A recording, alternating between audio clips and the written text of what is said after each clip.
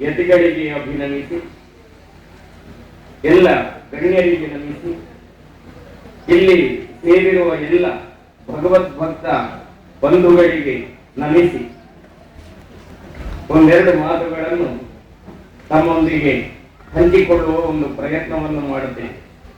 ದೀರ್ಘವಾಗಿ ಮಾತನಾಡುವ ಸಮಯ ಅಲ್ಲ, ವಿಶೇಷವಾಗಿ ವಿಷಯಗಳನ್ನು ಆಧರಿಸಿ ಮಾತನಾಡುವ ಸಮಯವೂ ಅಲ್ಲ. ಎಲ್ಲರ ಮನಸ್ಸು ಮುಂದಿನ ಪ್ರಧಾನ ಕಾರ್ಯಕ್ರಮವಾದ ಭೋಜನದ ಕಡೆಗೆ ಇರುವುದರಿಂದ ಕೇವಲ ಕೆಲವೇ ಮಾತುಗಳು. ಈ ಪ್ರದೇಶದಲ್ಲಿ ದೇವರಾಜ ದಂಪತಿಗಳು ವನದುರ್ಗಾದೇವಿಯನ್ನು ಪ್ರತಿಷ್ಠಾಪನೆ ಮಾಡಿ ಆರಾಧಿಸಿ ಈ ಊರಿಗೆಲ್ಲ ವನದುರ್ಗಾದೇವಿಯ ಅನುಗ್ರಹ ದೊರೆಯಬೇಕು ಎನ್ನುವ ಒಂದು ಮಹತ್ತರವಾದ ಉದ್ದೇಶವನ್ನಿಟ್ಟುಕೊಂಡು ಕಾರ್ಯಪ್ರವೃತ್ತರಾಗಿದ್ದಾರೆ. ತದಂಗವಾಗಿ ಶಿಲಾನ್ಯಾಸ ಮತ್ತು ಪಾದುಕಾನ್ಯಾಸಗಳು ಈ ಮೊದಲೇ ನೆರವೇರಿ ನಿನ್ನೆ ರಾತ್ರಿ ಗರ್ಭನ್ಯಾಸ ಮತ್ತು ಇವತ್ತು ನಿಧಿ ಕುಂಭ ಸ್ಥಾಪನೆ ನಡೆದಿದೆ. ಗರ್ಭನ್ಯಾಸ ಎನ್ನುವುದು ನಾವು ಪ್ರತಿಷ್ಠಾಪನೆ ಮಾಡುವ ಶಕ್ತಿ ಅಲ್ಲಿ ಆವಿರ್ಭವಿಸುವ ಪ್ರಕ್ರಿಯೆಗೋಸ್ಕರ ಇರುವಂತಹ ಒಂದು ಕ್ರಿಯೆ. ಅದು ಮನುಷ್ಯನ ಜನನಕ್ಕೆ ಸದೃಶವಾಗಿ ಆ ಕ್ರಿಯೆ. ಒಬ್ಬ ಹುಟ್ಟಬೇಕಾದ್ರೆ ಶುಕ್ಲ ಶೋಣಿತ ಸಂಯೋಗ ಆಗಬೇಕು. ಗರ್ಭದಲ್ಲಿ, ಸ್ತ್ರೀಯ ಗರ್ಭದಲ್ಲಿ ಪಂಚಭೂತಾತ್ಮಕವಾದ ಪಿಂಡದ ಉತ್ಪತ್ತಿಯಾಗಬೇಕು. ಹಾಗೆ ಉತ್ಪತ್ತಿಯಾದ ಪಿಂಡದಲ್ಲಿ ಆಮೇಲೆ ಪ್ರಾಣದ ಪ್ರವೇಶ ಆಗಬೇಕು. ಈ ಪ್ರಾಣ ಆ ಪಾಂಚಭೌತಿಕ ಪಿಂಡದ ಜೊತೆಯಲ್ಲಿ ಬೆಳೆದು ಆಮೇಲೆ ಗರ್ಭಚೀಲದಿಂದ ಹೊರಬರಬೇಕು. ಆ ಹೊರಬರುವ ಸಂದರ್ಭವನ್ನೇ ನಾವು ಜನನ, ಹುಟ್ಟು ಎಂಬುದಾಗಿ ಕರೆಯುತ್ತೇವೆ. ಆಮೇಲೆ ಆ ಶಿಶು ಬೆಳಿಬೇಕು. ಇದೇ ರೀತಿಯಲ್ಲಿ ದೇವರ ಸಗುಣ ರೂಪದ ಆರಾಧನೆಯ ವ್ಯವಸ್ಥೆ ಇದೆ. ಭಗವಂತ ಯಾವ ಸ್ವರೂಪದಿಂದ ನಾವು ಆರಾಧಿಸಿದ್ರು ನಾವು ಆರಾಧಿಸುವುದು ಒಬ್ಬನನ್ನೇ, ಭಗವಂತನನ್ನೇ. ಅವನು ಅಂತ ಹೇಳಬಹುದು, ಅವಳು ಅಂತ ಹೇಳಬಹುದು. ಅದಕ್ಕಿಂತಲೂ ಹಿಂದೆ ಹೋದ್ರೆ ಅವನೂ ಇಲ್ಲ, ಅವಳು ಇಲ್ಲ, ಅದು ಅಂತ ಹೇಳುವುದು ಭಗವಂತನನ್ನು. ತತ್ ಎಂಬ ಶಬ್ದದಿಂದ ನಿರ್ಗುಣವಾದಂತಹ ಪರತತ್ವವನ್ನು ಹೇಳ್ತಾರೆ. ಅಂತಹ ಪರತತ್ವವನ್ನು ವನದುರ್ಗೆಯ ರೂಪದಲ್ಲಿ ನಾವು ಆರಾಧಿಸಬೇಕಾದ್ರೆ ಆ ವನದುರ್ಗೆಯ ಆ ಆಲಯದಲ್ಲಿ ಒಂದು ರೂಪದಿಂದ ಇರಬೇಕು. 4 ಕೈಗಳು, ಶಂಖ ಚಕ್ರ ಧಾರಿಣಿಯಾಗಿ ಅಭಯ ವರದ ಹಸ್ತಗಳಿಂದ ಮುದ್ರಿತವಾದಂತಹ ಒಂದು ವಿಗ್ರಹ ರೂಪ. ಆ ರೂಪದಲ್ಲಿ ಆ ವನದುರ್ಗೆ ಬರಬೇಕಾದ್ರೆ ಜನನದ ಪ್ರಕ್ರಿಯೆಗೆ ಅನುಸರಿಸಿ ಕ್ರಿಯಾಭಾಗಗಳನ್ನು ಮಾಡಬೇಕು. ಮೊದಲು ಗರ್ಭಧಾರಣೆ ಆಗಬೇಕು. ಒಂದು ಗರ್ಭದಲ್ಲಿ ಆ ದೇವಿ ಸಾನ್ನಿಧ್ಯವನ್ನು ಕೊಡಬೇಕು.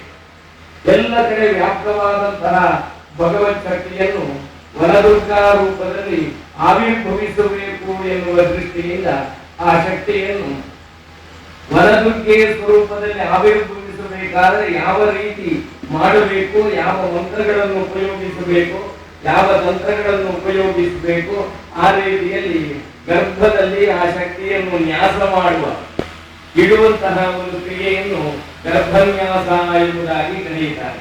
ತಾಮ್ರಮಯವಾದಂತಹ ಪಾತ್ರದಲ್ಲಿ ಎಲ್ಲ ಶುದ್ಧವಾದ ಪರಿಶುದ್ಧವಾದ ವಸ್ತುಗಳನ್ನು ಇರಿಸಿ, ಪರಿಶುದ್ಧವಾದ ಮೃತ್ತಿಕೆಗಳನ್ನು ಇರಿಸಿ, ಅದರಲ್ಲಿ ಕಲಾ ಆವಾಹನೆಯನ್ನು ಮಾಡಿ ಅಲ್ಲಿ ಬೇರೆ ಬೇರೆ ಮಂತ್ರಗಳಿಂದ ಪೂಜಿಸಿ ಆ ದೇವಿಯನ್ನು ಪ್ರಾರ್ಥಿಸ್ತಾರೆ.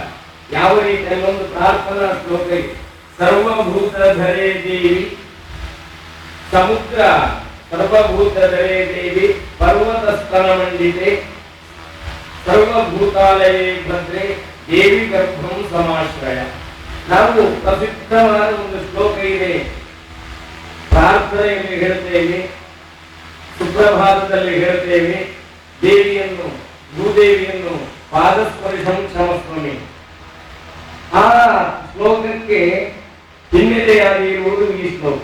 ಸರ್ವಭೂತ ಧರೆ ದೇವಿ, ಆ ಭಗವತಿ ಎಲ್ಲ ಭೂತ ವಸ್ತುಗಳನ್ನು ತನ್ನಲ್ಲಿ ಧರಿಸಿಕೊಂಡಿದ್ದಾಳೆ. ಪರ್ವತ ಸ್ತನಮಂಡಿತೆ, ಅನಂತರ ಸಮುದ್ರ ಪರಿಧಾನಿತ್ವಂ, ಸಮುದ್ರವೇ ವಸನವಾಗಿ ಇರುವವಳು. ಸಮುದ್ರ ವಸನೇ ದೇವಿ, ಪರ್ವತಸ್ಥಲ ಮಂಡಿತೆ ವಿಷ್ಣುಪತ್ನಿ ನಮಸ್ತುಭ್ಯಂ ಪಾದಸ್ಪರ್ಶಂ ಕ್ಷಮಸ್ವಮೆ ಅಂತ ನಾವು ಬೆಳಿಗ್ಗೆ ಎದ್ದ ಕೂಡಲೇ ಹೇಳಬೇಕು ಅಂತ ಹಿರಿಯರು ಹೇಳಿಕೊಟ್ಟಿದ್ದಾರೆ. ಅದೇ ತತ್ವ ಇಲ್ಲಿ ಇದೆ. ಆ ರೀತಿಯಲ್ಲಿ ಎಲ್ಲ ಭೂತ ವಸ್ತುಗಳನ್ನು, ಪಂಚಭೂತ ವಸ್ತುಗಳನ್ನು ಧರಿಸಿಕೊಂಡಿರುವಂತಹ, ಪರ್ವತ ಸ್ಥಳಗಳನ್ನು ಹೊಂದಿರುವಂತಹ, ಸಮುದ್ರವನ್ನೇ ವಸನವಾಗಿ ಇರುವಂತಹ ಎಲೆ ದೇವಿಗೆ ನೀನು ಈ ಗರ್ಭಪಾತ್ರದಲ್ಲಿ ಸನ್ನಿಹಿತಳಾಗಿರು.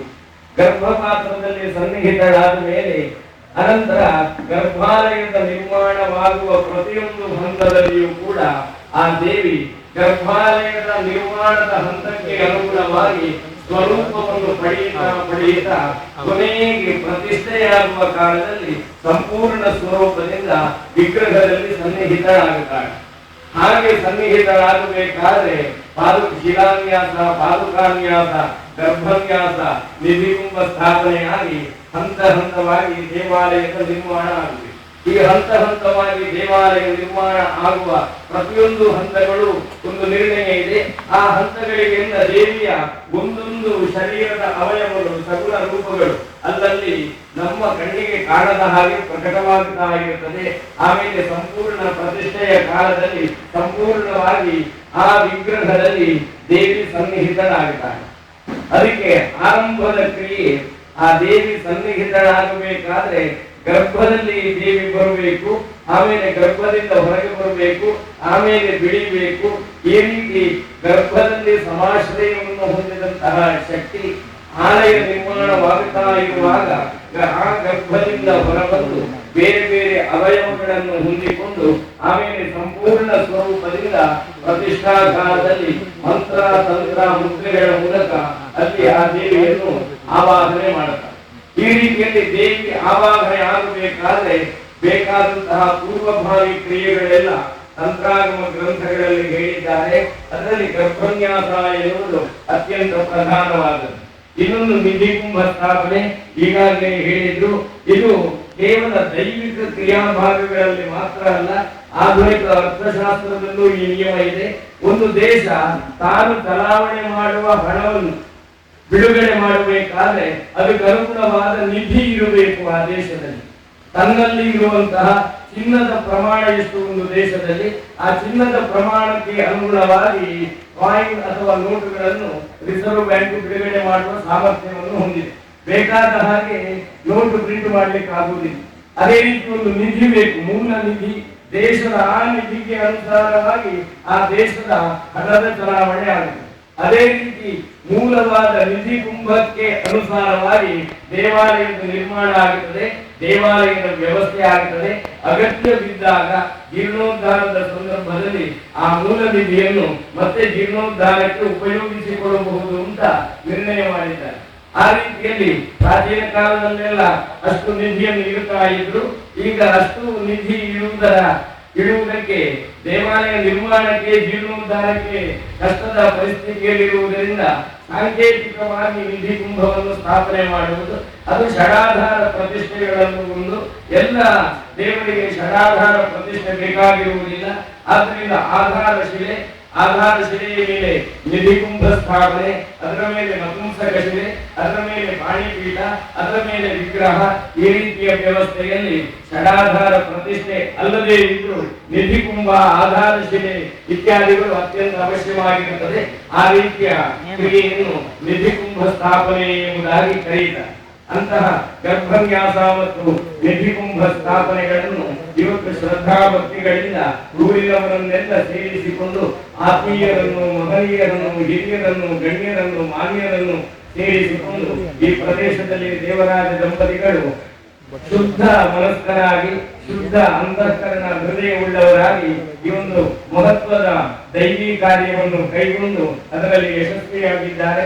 ಇನ್ನು ಮುಂದಿನ ಎಲ್ಲ ಹಂತಗಳಲ್ಲೂ ದೇವಾಲಯ ನಿರ್ಮಾಣಾದಿ ಸರ್ವ ಕ್ರಿಯೆಗಳು ನಿರ್ವಿಘ್ನವಾಗಿ ನೆರವೇರಿ ಆದಷ್ಟು ಶೀಘ್ರದಲ್ಲಿ ಆ ವನದುರ್ಗೆ ವಿಗ್ರಹದಲ್ಲಿ ಪ್ರತಿಷ್ಠಿತರಾಗಿ ಅಷ್ಟಬಂಧದಿಂದ ಪಾಣಿಪೀಠಕ್ಕೂ ವಿಗ್ರಹಕ್ಕೂ ದೃಢವಾದಂತಹ ಸಂಬಂಧವನ್ನು ಪಡೆದು ಆಮೇಲೆ ತಂತ್ರ ಮಂತ್ರ ಮುದ್ರೆಗಳಿಂದ ವಿಗ್ರಹದಲ್ಲಿ ಪ್ರತಿಷ್ಠೆ ಪ್ರತಿನಿಧಿಗಳಾಗಿ ಇಲ್ಲಿಗೆ ಬರುವ, ಇಲ್ಲಿಗೆ ಸಹಕಾರ ಕೊಡುವ ಎಲ್ಲ ಆಸ್ತಿಕ ಬಂಧುಗಳಿಗೆ, ಅದರ ಜೊತೆಗೆ ಈ ದೇಶಕ್ಕೆ, ಈ ರಾಷ್ಟ್ರಕ್ಕೆ, ರಾಷ್ಟ್ರದ ಸಮಸ್ತ ಪ್ರಜೆಗಳಿಗೆ ಆಯುರಾರೋಗ್ಯ ಭಾಗ್ಯಾದಿ ಸಕಲೇಶ್ವರ್ಯಗಳನ್ನು ಕೊಡಲಿ.